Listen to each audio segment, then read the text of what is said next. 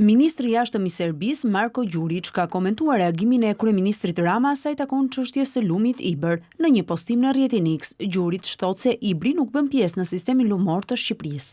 Ibri buron në Maltëzi, rrjedh përmes Serbisë, përfshirë Kosovën dhe vazhdon përmes pellgut të Danubit drejt detit të Zi. Ai nuk hyn kurrë në Shqipëri dhe nuk është pjesë e sistemit lumor të Shqipërisë.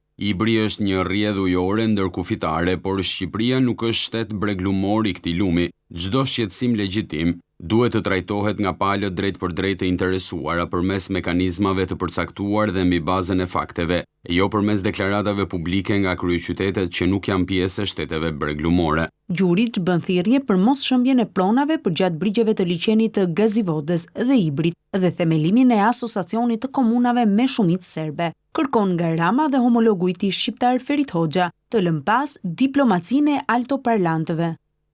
E mirëpres njohjen nga kryeministri Rama se të drejtat dhe siguria e komunitetit serb në Kosovë kanë rëndësi. Tani presim që kjo njohje të shoqërohet me mbështetje praktike, duke filluar me një thirrje të qartë për t'i dhënë fund shembjes së shtëpive të serbëve dhe veprimeve të ngjashme nga qeveria e Kurtit, si dhe për të themeluar asociacionin e komunave me shumicë serbe, një detyrim që ende nuk është përmbushur. Më lejoni t'i sugjeroj me respekt kryeministrit Rama dhe ministrit Hoxha që ta lëm pas diplomacin përmes ato parlantëve. Dyert dhe linjat tona telefonike mbeten të hapura. Njerëzit tanë meritojnë seriozisht më pak shkëmbime deklaratash dhe më shumë shembuj konkret se çfarë mund të arrijnë së bashku serbët dhe shqiptarët.